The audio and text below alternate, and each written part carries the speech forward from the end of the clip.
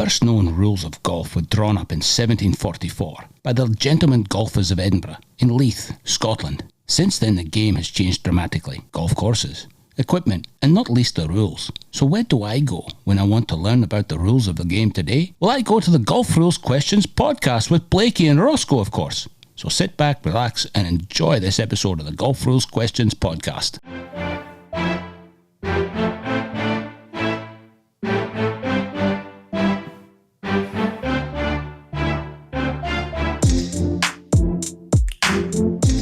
Welcome everyone to episode 59 with your host Blakey from Golf Rules Questions for the Golf Rules Questions podcast number 59, and co-host this week is my great friend Stuart McPhee. Welcome aboard, Stuart.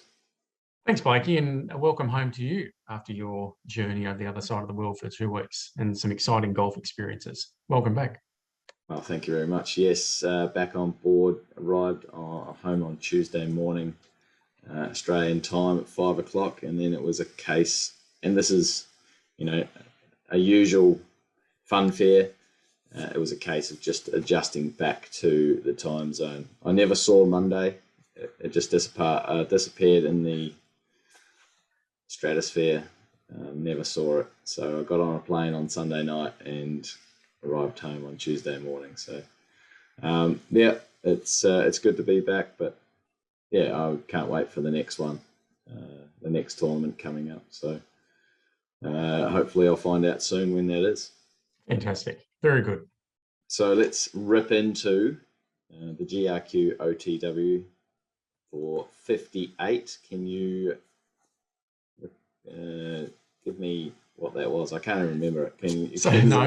You've had some things on your mind with travel and stuff. So this is when Helen and Charlotte are playing in a stroke play competition. Charlotte has a long putt and it's traveling with some pace, about to go past the hole, and Helen's ball is at rest on the putting green, and Helen thinks, Charlotte's ball could easily hit mine. I better quickly move it out of the way because I know it's a penalty if Charlotte's ball is to hit mine at rest. So she quickly leans down, picks it up off the green. Charlotte's ball goes past, and then she puts a ball marker down to mark the spot. And the question was just simply, what's the ruling? Is there any penalty to either player? Yes. So I would know that there is a penalty to Helen. There is a penalty to Helen. There's no penalty to Charlotte. But what's the penalty to Helen, Stuart? Yeah, so of course you know the answer. So there's a few rules at play here. The first one I wanted to talk about was 9.4, which is, generally speaking, if your ball's in play, you can't move it.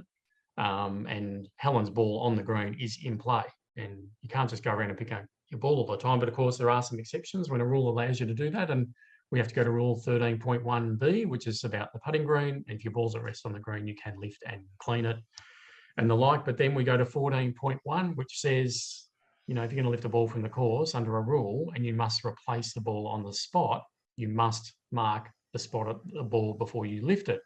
And that's where Helen's had a bit of an issue, because if you fail to do that, that incurs a 1-stroke penalty. But I want to bring up one more rule, and that's 11.3, which is deliberately moving objects to affect a ball in motion. So you can't, generally speaking, you can't move things on the course if it may affect a ball in motion. You can't move loose impediments, movable obstructions. But again, there are some exceptions, and they're mainly on the putting green. And one of the exceptions is you can move a flag stick that's been removed from the hole, and you can move a ball at rest. That's not a breach of 11.3. So Helen moving her ball at rest is okay. It doesn't breach that rule. But generally speaking, you can't move things which may affect a ball in motion. And one of those things is a ball marker, for example. You can move a ball at rest on the green, but you can't move a ball marker if it may affect a ball in motion. So she hasn't breached that rule, but she certainly breached 14.1. And that incurs, as you rightly said, Helen's in trouble. She incurs a 1-stroke penalty for lifting her ball but not marking it before she did that. So there you go. A few rules at play. Very good, Stuart. So there you go, Helen. You must mark it. What happens if Stuart was just over there and he thought that Charlotte's ball was going to hit Helen's ball, and he was the first on the spot and decided to lift Helen's ball? What would occur then? That's a good question. So if Helen didn't tell me to do that, So I'm not acting under her authority. And we know that's under 1.2, 1.3. So if I'm not acting under her authority, Helen hasn't breached the rule. But me, am I another player in the stroke play competition? Yes. I would think it might have an issue with 11.3. I'm thinking, because it talks about player equipment. I'd have to delve into. You got me there. Good question. So the answer is no penalty. That would come under 9.5. Well, 9.5's opponent in match play. Oh, sorry, 9.6. 9.6. Okay. So you as the other player in stroke play is an outside influence, and if you cause a ball at rest to move, then there's not going to be a penalty, even if you didn't mark it either. So you could lift the ball. Charlotte wouldn't get a penalty. Helen wouldn't get a penalty. You wouldn't get a penalty. And then who can put the ball back, Stuart? The player or the person who moved it, and only those two people. Excuse me. Spot on. So Not the there caddy. we go. Not the caddy in this case, unless they had lifted it. They were the one that lifted it. Now, if they are the one that lifted it, there would still be a penalty. If it was Helen's caddy, it would still be a penalty under 9.4. All right, I think we delved down that rabbit hole far enough. We can. Such a simple situation, though, but it does involve multiple rules, despite being such a pretty simple situation. I had one other.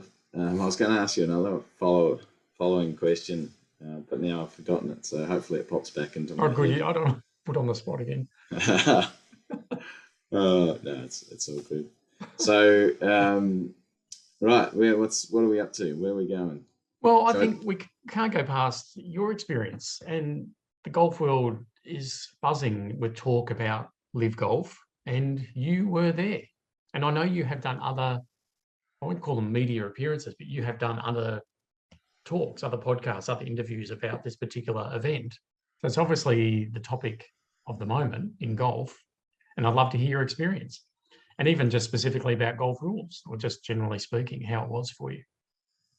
Yeah, so the live golf event, I tell you what, so the Slaley Hall International Series was awesome, and we talked last podcast about that. I did that podcast from the hotel room, and that was, yeah, so I did it from live, didn't I? And then, now I can't even remember. Anyway, I did one from a hotel room. I think that was from Slaley Hall. So we were just in the middle of that, or just about to get into the Slaley Hall one. And, it was a normal 72-hole tournament. We wake up at 5:30, make sure that you're ready for when the first tee shot goes at 6:30 or 6:40 or whatever it was. I think it was the first and 10th tee are right beside each other. So one started at 6:40 and one started at 6:45. But, there was a normal 12-hour, 13-hour day for a referee on the Thursday, Friday, and then an 8 or 9-hour day on the Saturday and Sunday. That's what I'm used to. We had a few rulings, nothing really untoward or major or, just cart pass, lots of red penalty areas, blah, blah, blah. Anyway, so then Sunday night, tournament finished at 4 o'clock. Unfortunately, Travis Smythe had a terrible shot into the 18th, didn't make the up and down out of the bunker, made bogey, lost the tournament by one shot to Scott Vincent, who won 2 in a row. He'd won the Mizuno Open in Japan the week before. Those top 5 got a start in the live golf event that was still waiting to announce 6 players to play. The 6th player was, of course, Phil Mickelson, who was getting handsomely paid to be there.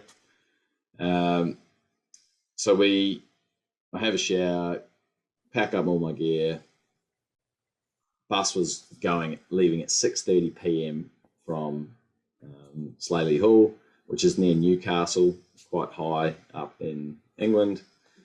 Bus leaves. I bags the back seat, so that was good because I got to lay down and have a sleep. on the way, got into the hotel about 12:45, quarter to 1 in the morning. Checked ourselves in, went to bed, and I think I got up about 7:30 to catch the bus and go out to Live. So go out to Centurion Club where Live was getting hosted, and the feeling was awesome. Like there was a buzz. Things were still happening at the course. There was still a lot of building happening. Heaps of corporate marquees, all that thing. Now, usually a tournament has until you don't want this going on. Certainly don't want this going on when the tournament starts. But if the TV doesn't start till say 10 a.m. or 12 p.m. or 2 p.m., that's probably the most important thing, and that's your time, your absolute dead date that you want to get everything done by. Thursday 2 p.m. was the starting time effectively, so they had up until then. But again, fans were going to start coming in at 11 a.m. on Thursday, so they also had that sort of date that they had to have all the corporate marquees done, the fan zone, all that kind of stuff. But we went out, we had checked out the course as we normally do. I like to walk the course. This was a tough course to walk. The weather wasn't too bad. It wasn't too hot, wasn't too cold. It was actually really nice in London. We got a little bit of rain here and there. It was similar to sort of Melbourne weather. Rain, sun, rain, cloud, sun, whatever. Very similar. We walked the course and we drove the course and just checking out little things, what we do here. Stake trees with guards around them, the out of bounds, where that is going to be around the clubhouse, where that's going to be around the 18th, dropping zones, all that kind of thing. You try and put this in as early as you can because you want the players, if they're playing practice rounds, to know all these areas. Now, we'll go to utmost lengths to, we'll be 50, 60 metres away from the landing zone, marking penalty areas and out of bounds, just in case that one ball in a million gets there. And that usually does, but I don't think we had too many issues this week. But yeah, you never want the player coming up and then the referee coming up to give a ruling, and the referee's like, no, not sure what we did here. That would be the worst situation that you could have. But it was a real good feeling, like a real, we'd see the publicity. It was absolutely trying to tear us a new one. Oh, this Live Golf is bad for golf. This Live Golf is bad for the PGA Tour. Live Golf is, where are they getting this money? It's shocking, human rights. And at the end of the day, did I get paid millions to go and do this tournament? Not quite. I certainly did not. But did I, putting all that aside, I was just there to run a golf tournament. That's what I was there to do, and that's what I like doing. So I was definitely going to put my hand up and say, yes, I want to be there and be part of it. And being part of this sort of history, who knows how long it's going to last. It could last a year, it could last 4, it could last 100. Who knows? But it was just really cool being part of the first one. And it was, everyone there was so happy and so keen. And, of course they got paid millions to be there, some of them, but, even the caddies got treated so well last week. I think they love the Live events because they got treated so well. They got comped for accommodation, comped for a lot of their food was free. They could go and sit with the players. Usually the caddies and players can't sit together. There'll be players dining and there'll be caddies dining, or just caddies just go and get whatever they need to get. They're out there in the scrub. But they were looked after so well, so they really enjoyed the event. And, they're going to tell their player, oh, this is great. And that's going to get around the caddy. In the US Open this week, all the caddies from the Live Golf event will be like, oh, man, it was so good. You should definitely try and get your player to play there. And then we saw, what did you see from Melbourne about, the Live Golf? What was the publicity over here in Australia about? I didn't actually see much. I actually just actively sought out a few interviews so I really didn't see much of the coverage. but I did actually listen to a few podcasts, people discussing it. I mean, I listened to yours just last night. I listened to another one from the US. So I actually did listen to quite a few, and I think some of the things that I heard were, well, one, the PGA Tour probably should be a little bit concerned, and people have been critical of the way they've responded. But I think the interesting thing was this was tournament one, and never before has a new tournament new tour for event one had so much scrutiny, and it's tournament one. And think about when the Japanese tour had tournament one, when the DP World Tour, the European Tour had tournament one. How about the PGA Tour when it had its first tournament? Was it run as well? Did it get as much publicity? Did it, run as smoothly as everyone was just so critical about? Oh, this didn't work, or I didn't think there was much of a buzz, or this is tournament one. Like, wait till it's been established, then you can, you're comparing it against very well established tours which run 20 plus events a year and run like clockwork. So I think it's the thing about politics and the human rights and the like is I think often sport has that ability to transcend all that and to move beyond that, and therefore why are we sort of bundling and all that together. Every country does things that other countries don't like, every single country on the planet.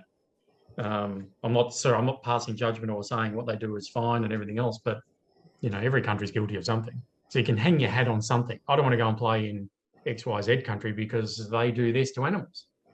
You hang your hat on everything. It's something to hang your hat on. I think you'll always find something. But I just think it's what I liked was your opening. Then was about there was a buzz, and I think that's fantastic. And good for golf. And I want as many players to have that ability to play wherever they want and to go and play for money. They're that good. They deserve it. They've worked so hard to get to that position. I think you mentioned it maybe in a previous podcast or something that, if 50 players were to leave the PGA Tour and go to live, there'd be another 50 to quickly fill their spot real quick.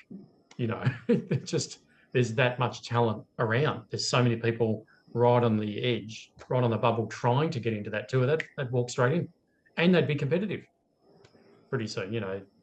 It's not that big a deal in that sense, I don't think. No, I think the PGA Tour will still survive quite well. They do have a very well established, or a big ownership of the world golf rankings, so they're not going to give that up in a hurry. They are going to absolutely fight for it. It'll be interesting to see which way the European Tour go.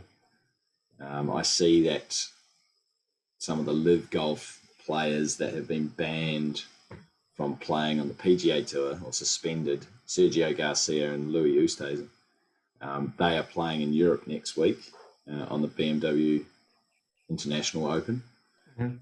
So European Tour haven't suspended them or banned them from playing or anything like that. So it would be interesting to see where the European Tour go. For me, the whole idea that I like live golf is, they hopefully will go global. Like at this stage, there's 5 tournaments in the States, 3 tournaments outside of the States. If they can get one to Australia, get one to South Africa, another one in Asia, hopefully, have at least sort of 5 or 6 or 7 big tournaments outside the US, then I'm going to be more, very supportive of that tour, because that's, we just see all this talent, this big talent pool in the States, and we don't get to see them. We don't, they don't play here. If you want to be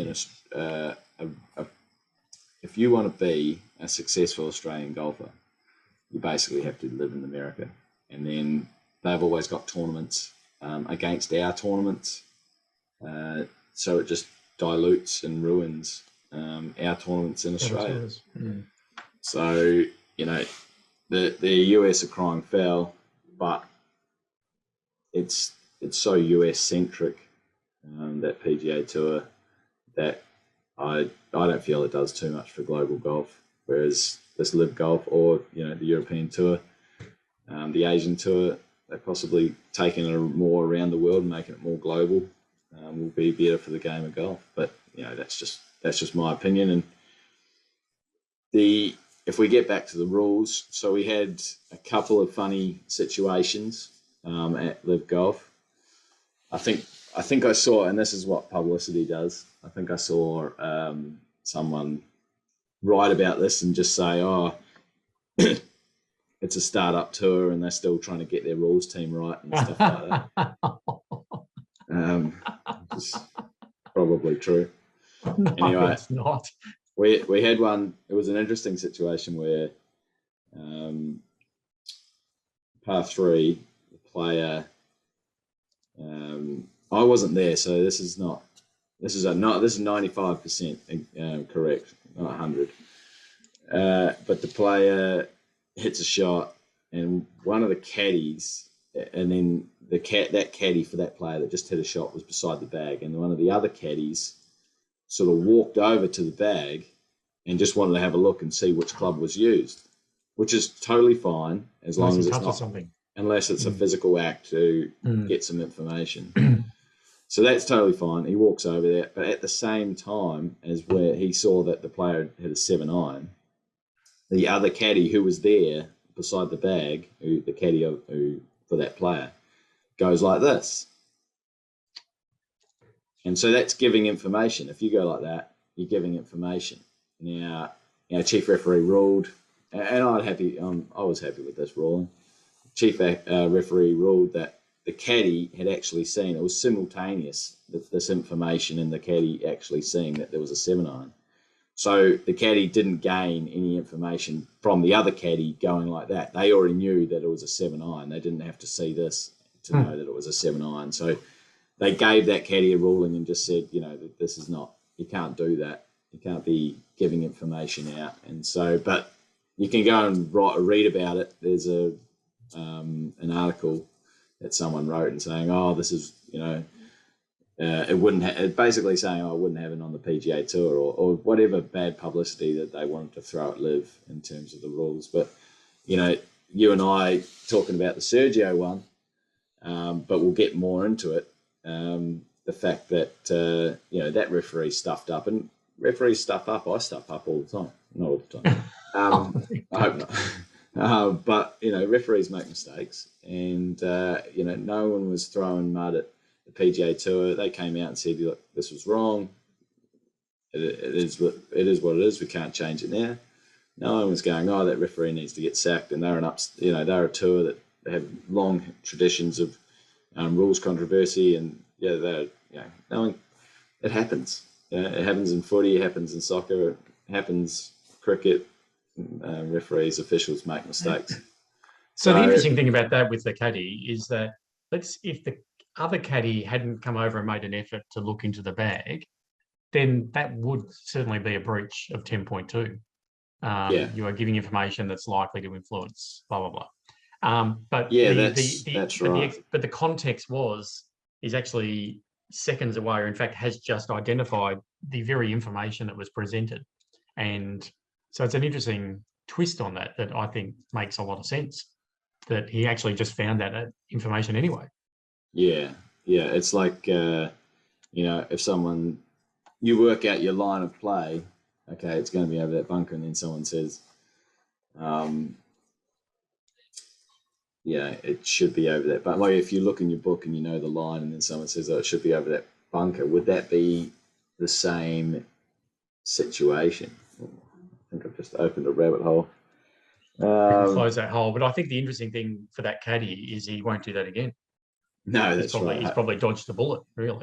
Hopefully not. Then we had another one that I was semi-involved in. We had a player. These are the most interesting of, everything else was cart paths and TIOs and stuff like that. But we had another one where the player hit a provisional ball left on this par 4, goes down there, finds the provisional straight away, keeps looking for the original. In the meantime, the player, one of the other players actually said, to a volunteer or spectator, I'll go and stand beside that ball to make sure that we don't lose it. The spectator then went and stood beside The provisional? or between two balls. Oh. And then the player, after 3 minutes was gone, player comes back and he goes, "Oh, there's my original." The volunteer found it. And, it was,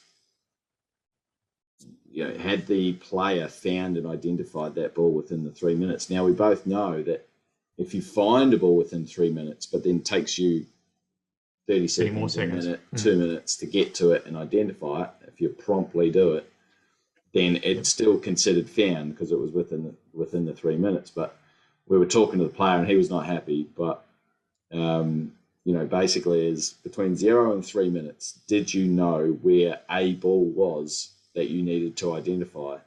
And the answer was no. So then that meant that original was lost and the provisional was the ball in play. The referee at the time said, just play both balls. One is your first and one is the second ball under that 20.1C. Three. And then we'll work it out at scoring. And so it came into scoring. Referee came into scoring. There was me. I was doing score recording, so I normally wouldn't be there. But there was a couple of other referees, and we were just, and at the time, we'd like trying to get the player out of it. We'd love the player to have his score with the original ball. But they've got your other players here, your other caddies, and we just have to go with what the rule is. We can't be saying, oh, yeah, well, if it was found by someone else and then you could have a look at it after the 3 minutes. Well, that's not the way the rule's written in the book. So we have to just stick with what the way the rule is written, because, it's nice to go and help someone out, but that's 47 other players that, it affects as well. Potentially disadvantaged. Potentially. So, as much as we'd like to, get rid of that penalty for the person, you just have to go by the book. Otherwise, you're going to stuff up the other players in the game. So that was a couple of interesting rulings. It was a weird situation, or not weird, but it was unnatural, the situation of having a 2 p.m. shotgun start. So I'd get up and have lunch. I'd get up and have breakfast. I'd muck around my hotel room for 2 hours. I'd catch the bus, which was about a 35-minute journey, get to the course, twiddle my thumbs, go to the fan zone, listen to some music on stage. Still working. Maybe walk the court, maybe walk 1, 2, 3, 4 or something, because they were close and I just needed to go for a walk, maybe 18, and then have lunch. And then at about 1 o'clock, we sort of started thinking about getting ready. We'd get our papers and stuff like that. And then it was probably the hardest thing was getting your cart through the crowd. That's probably, you look at these little designs for us and how to move people around the course and stuff. It was probably the worst course for a shotgun start, but they made it work through London black cabs, which was pretty fun. But it's the worst course because, it was like first here and there's a couple around the clubhouse, but it's basically first all the way out to 9. Like the 10th hole is way on the other side of the course, of the other side of the property, and then you come back to 18. So there's not a lot of holes around the clubhouse.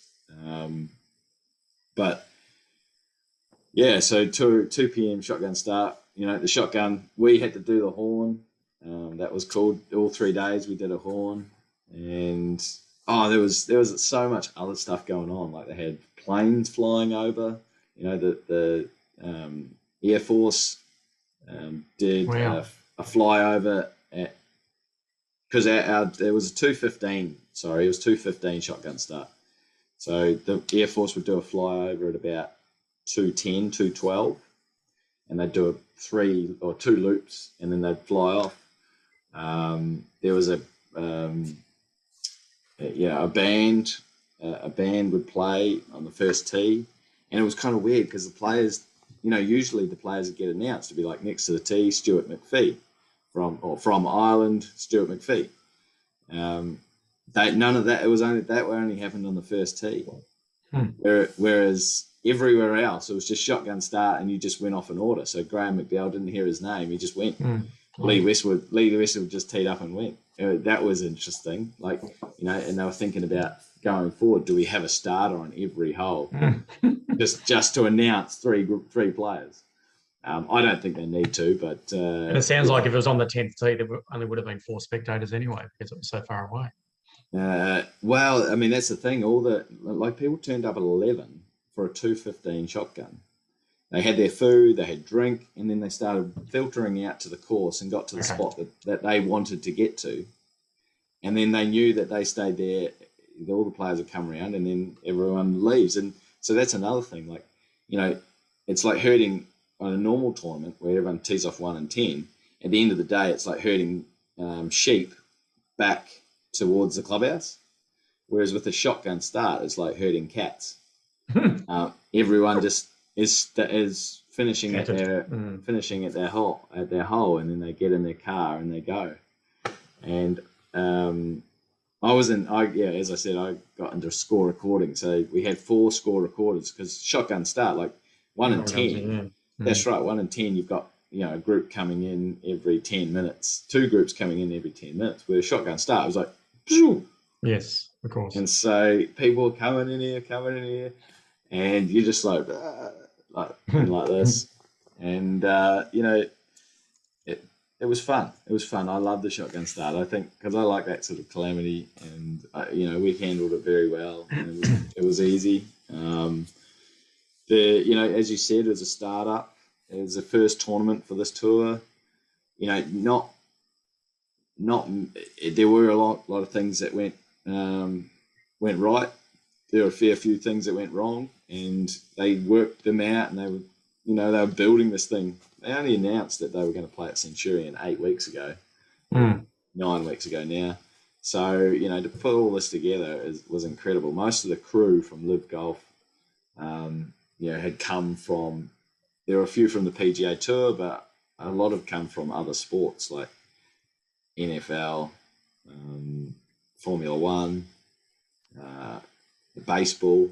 Wow. And so they brought all their expertise to Live Golf, and it was actually pretty cool. Like a lot of them, it was a bit weird for them to try and work out what golf was, but then once they got it, they're like, oh, this is really cool.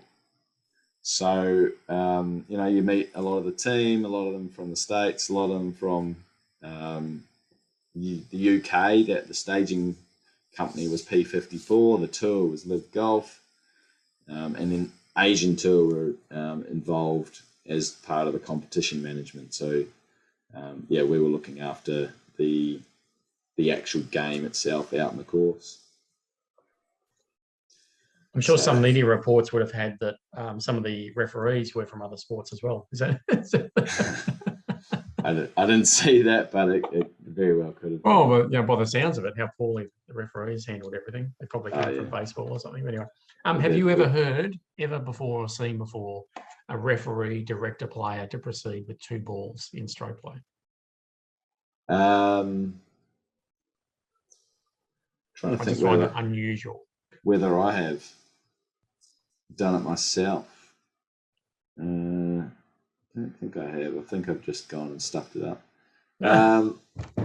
I heard, I'm not sure if this is true or not, I heard that one of the absolute top of the game in terms of referees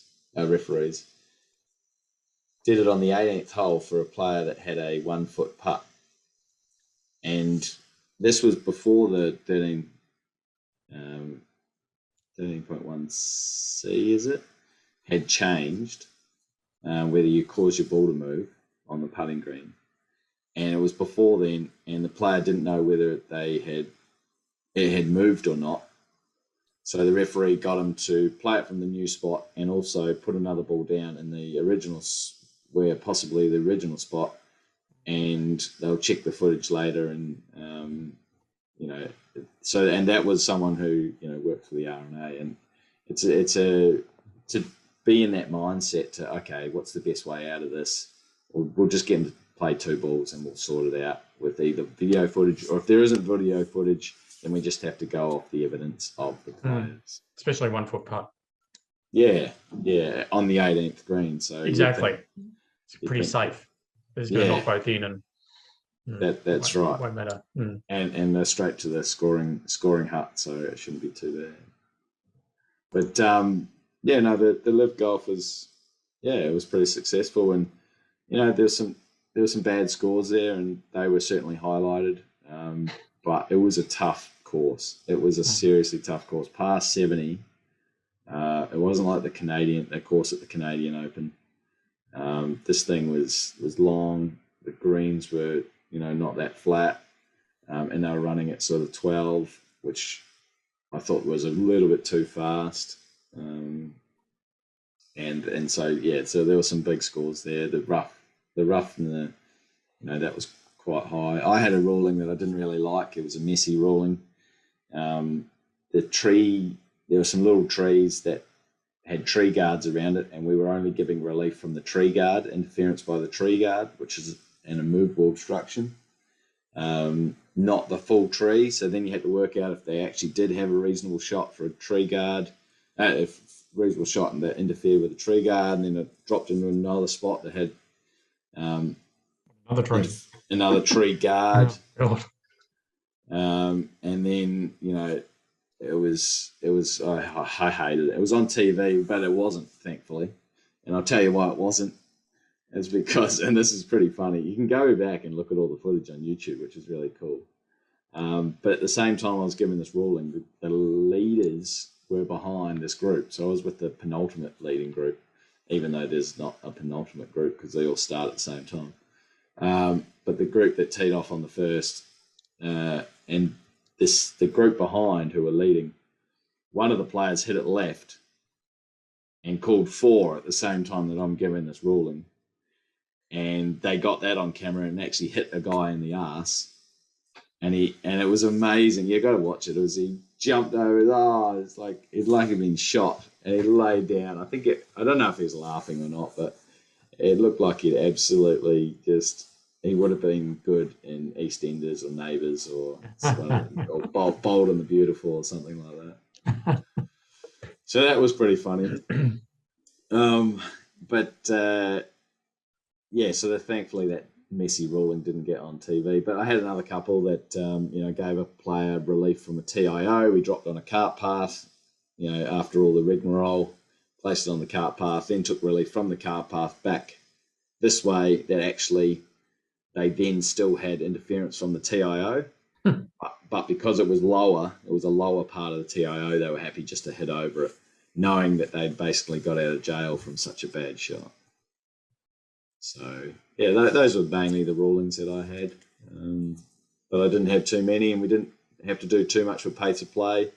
It was a tough course, so pace of play wasn't amazing. But it was, because they all start at the same time, it didn't really have as much of an effect as it probably should have. So if someone, usually, at Slatey Hall, if someone's sort of 10 minutes out, the next group's sort of like 12 minutes out, and the next group's 14, and the next group's 16, and the next group's 18, and it just keeps getting worse and worse. Whereas around this course, certainly like a group that Matt Jones was in was always going to be under time, because that guy just flies. So he was fast, and so he could be minus, and he was like, one time he was a -6, getting held up by the group in front who were +12. But by the time that group they finished on this hole, and that group kept going, and they finished on this hole. And so they would have been in the scoring hut, which was good, because the scoring hut, it sort of, instead of them all finishing at the same time, all coming to the scoring hut at the same time, it was just the nature of the course, the nature of the timings. It was a little bit staggered. So it actually worked out perfectly. So we didn't have to do too much with timing at all, which was good. The winner, Charles Schwartzel, had a great win, and there was a team win, and everyone was talking about the money. Dustin Johnson came in. When I was at score recording, he's like, "Do you have a breakdown of of the money. You know, the guy's just been paid $4 million just to play in the tournament, and he still wants to know what his money list is. And he's like, oh, yeah, okay, no worries. So I thought that was quite funny, but they're competitive, you know, they still want to beat each other. Well, that's good. And that's what you want. Like, you know, was there, you know, who's going to play in the next live event? Well, who knows? You know, if these guys are going to get paid and they're the best, but you still have to, you know, if you're not performing, like if, you know, you might not make the cut. So it'd be, yeah. A lot of incentive. Yeah, that's right. So, yeah, so that's, I think that wraps up the Live Golf event. I'd love to be involved again. I don't think I will be for the US tournaments, but possibly the ones outside. Certainly if they have one in Australia, I'd definitely... Walk up start. Not walk up, but I'd definitely put my hand up and hopefully they remember who I am. Very good. Well, good luck with any other upcoming live events. Do you want to talk about this Sergio video? Because I think this is a classic. Yeah, and great absolutely. from a referee perspective. Absolutely. So give us a rundown of what happened with Serge. So do you remember the event? No, I don't. So he's teed off, pulled his ball left. Definitely. Was it the Travellers? Don't know. Right. Certain to be, it's definitely gone into a red penalty area. But where his ball is, there's a lot of grass. So he's made his way down to the roughly where his ball is, and he's entered the red penalty area, gone through some thick grass, crossed a creek with a little bit of hesitancy because of the ground, and he could get wet, could fall over. There's a lot of sharp rocks. Finally makes his way over to the other side of the creek and, you know, enters the area where his ball is going to be and looks for his ball and finds it. And it's just sitting there in some thick grass. And that's when he's gone, are we okay for time? And the referee said, well, actually, it's been 4.5 minutes of search time. And as you said in your commentary on the video, that's where the fun began. Do you want to take over from there? And why did the fun begin from that point? Yeah, so it was in the Wells Fargo, and you see in the meeting in the video that he wasn't looking for his ball. He was actually just trying to get across the river to look for his ball. And he saw a snake, which was quite funny. I'm not sure. I had to cut out, like I had to edit the video a lot to get rid of the copyright part. Otherwise, they kept blocking it. And blocking it sucks. I don't mind that they copyright their videos. It's not my video. But if they block it, then no one gets to see it. So I have to keep going back and forth, trying to get rid of the... so in the end, sometimes it looks absolutely bastardized, and I apologize for that, but it's just because they keep blocking it. So I can't remember what is in or what is out, but he did see a snake. He jumped across the river, then he started looking, but the referee had already started their clock incorrectly, as was confirmed by the PGA Tour. But it was a weird situation that they were talking about, because then he said, I found my ball, and then he was like, as the watch, and you could see, this is the thing, you could actually see on the timer that it took 3 minutes, but I think I had to cut that out. It took 3 minutes. It took 2 minutes 30, but I think I had to cut that out. But then he's like, okay, I'm all good. And then the referee stepped in and said, no, that was 4 minutes 30. And he said, well, I didn't start looking. And the referee goes, oh, well, if you didn't start looking until you got over the creek, then that's different. And then Sergio goes, so what? Is it still lost? And the referee said yes. I was like, he could have easily just changed it and said, oh, well, if you didn't start looking, then, you know, it probably was less than 4.5 minutes, blah, blah, blah. But anyway, so they could have made the correct ruling at the time, but I was a bit missed by that situation and why they got that wrong. But so then he had to, because his ball was lost, it was lost because he'd searched for 3 minutes and couldn't find it, but they were, 100% certain that it was in the penalty area, and so he could proceed under 17.1D. He did 17.1D3, lateral relief from a red penalty area, and that where it crossed was way back, and the referee offered him a ride back, and he said no. I mean, he wouldn't have said no. He would have said, I'm okay, thanks. he would have said, piss off, leave me alone. And then he hit one down the fairway, and the other players were playing, and then he had another go at the referee, which was spot on. He should have. Yeah, that's the situation. So that, unfortunately, the conversation you mentioned then is not in the video. And that is, oh, well, if you didn't start searching till then, well, that's different. You actually, unfortunately, don't hear any of that. Unless I've missed it, but I don't think, unfortunately, you've had to cut that out. Yeah, there was a fair bit that I had to cut out. Yeah, and unfortunately, because my first question to you was, I would have loved for the referee to have at some point gone, actually, I think Sergio's got a point. I think he's right. I think I've actually made a small error here. Let me fix it. Let me fix that right now. And be man enough or woman enough, to stand up and go, actually, you're right. That would have been good. That didn't happen, but that would have been good. And that's incredibly unfortunate. And I said to you off camera, I think that's the lesson I've learned, is that ability to immediately recognise, actually, the player's got a point here. The player's spot on. I've just completely misread the situation there. Let me completely reassess, almost refresh, start again, and actually give the player the right ruling. So that was unfortunate. And then the commentator then said the referee's done the right thing, that they've driven off. They've exited stage right and just completely exited the scene. Just an unfortunate situation. I think it was the Wells Fargo, and you might actually be able to go back into their footage and see it, or otherwise because they're embarrassed by it, they might have got rid of it altogether. But you might be able to go back into the Wells Fargo. You'll have to check my video to see, hear what round it was. It was probably round 1 or round 2, because I think you missed the cut. But you might actually be able to go and find it. But I certainly couldn't put all of it on because they kept copywriting it, blocking it. I don't care that they copyright it. Now, our friend, Captain Ray, heard this, and I hadn't heard it. He said, go back and listen. And as he's eventually realised that his fate is sealed, it is a lost ball, he's picked it up and he started walking back. You might hear him mumble. He says 2 more weeks. Yeah. In other words, I've got 2 more weeks of this, and then I'm going to be somewhere else playing. Yeah, that was a big soundbite that went everywhere. He wasn't the only one who said 2 more weeks, and he said, then I'll be done with you. I won't have to deal with you anymore. Okay. I really wanted to keep that bit in because that was funny.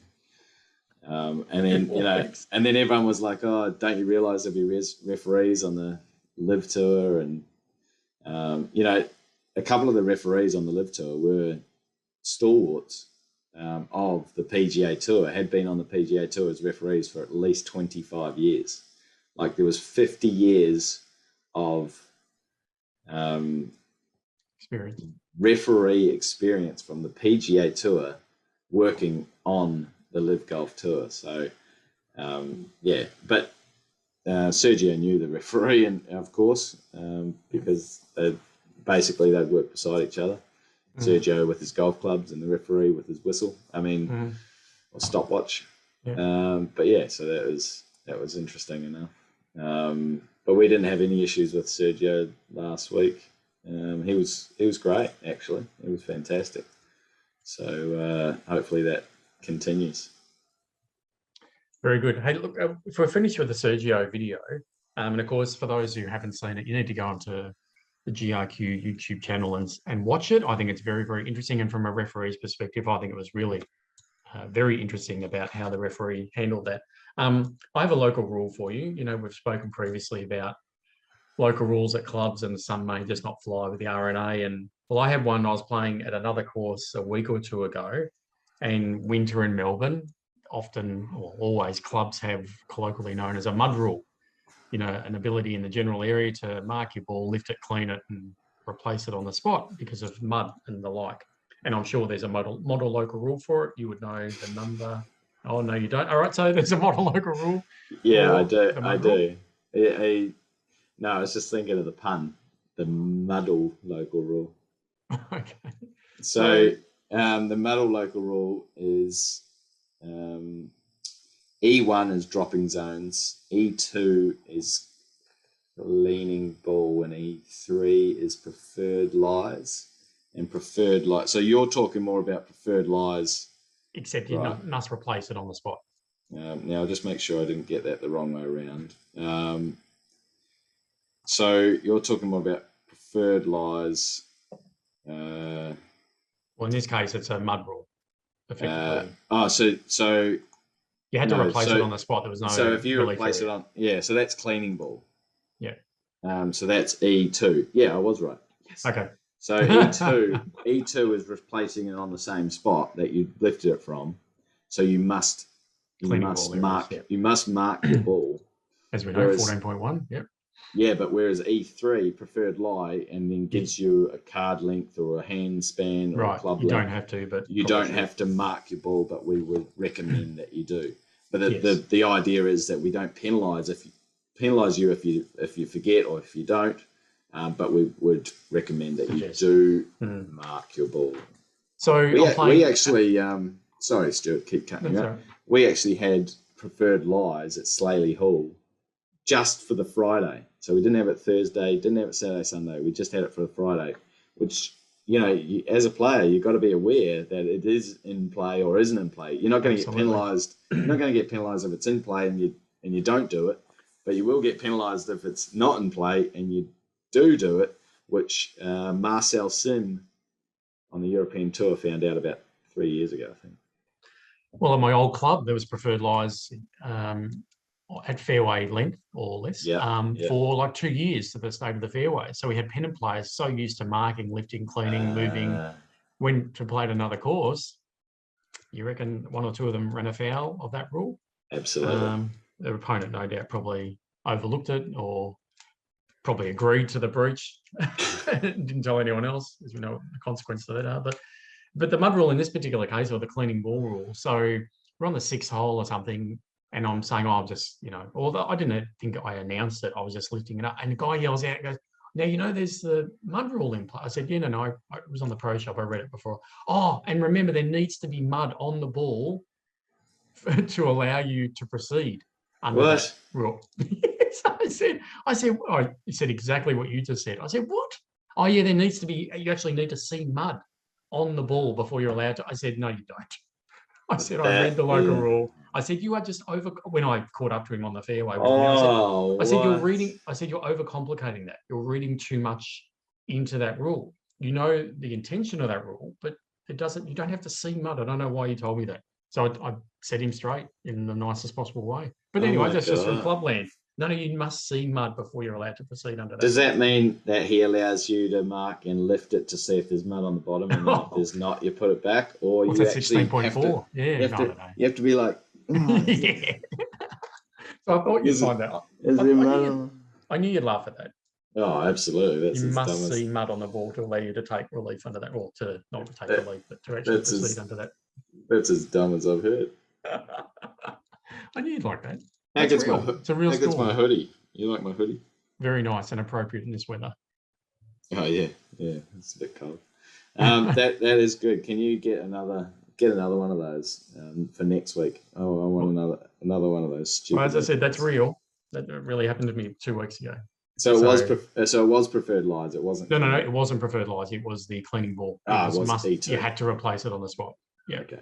Because most clubs, I think, certainly my experience, limited experience playing in, they do the preferred lies. Yeah. You lift it, clean it, but it must be the handspan or the card. Yeah. But not the cleaning ball one. They not often use the preferred lie one. You can that's right. Once. Yeah. Spot on. I haven't heard of even on the tour. Most of the time, it's preferred lie. They don't just do the cleaning ball. It's E3, not E2. E3 is preferred lie. Yeah, E2 is cleaning. Cleaning. Yes. Yeah. E1 is dropping zones. Right. Okay. Have you got a golf rules question of the week? I do. I have it right here. 59. I do. Go for it. GRQ OTW for episode number 59. I actually love this rule, which is why I've done this question. So I think it's a great rule. Anyway, so it's a four ball match, and we have Helen and Charlotte, one team. They're playing Fraser and Ross in a 4-ball match. So they're at Wombat Hills, of course, the 11th hole. Helen and Charlotte have holed out for 4 strokes, right? So they're in for 4. Ross has driven the green. We know how far he hits the ball. Ross has driven the green. He's on for 1. Fraser has struggled a little bit, but he's on the green now for 4. Pretty close to Ross's ball, right? Ross is further away, but they decide that Fraser should putt first to show Ross the line because Ross has a putt. He's there for 1. Before Fraser putts, however, Helen concedes Fraser's next stroke. However, Fraser putts anyway and misses. Ross has 2 putts and holes out for a 3. What is the result of the hole and why? Now, I'll send you this. I'll send you the text for this so you can perhaps put it in the show notes or something. Yeah, definitely. So Fraser and Ross, it's their turn.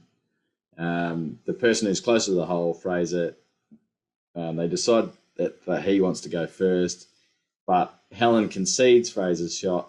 However, he still putts like practices, or just remember Ross is just behind him, so he's going to show Ross the line by having a putt. So he continues to play the hole, even though his shot is conceded. Conceded, correct.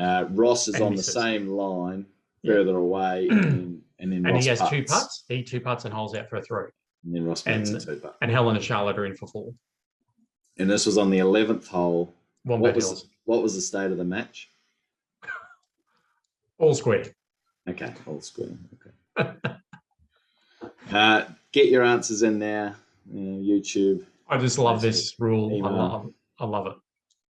Right, I think that finishes us up for episode 59 for this week. Hope you enjoyed listening. We've enjoyed bringing it to you.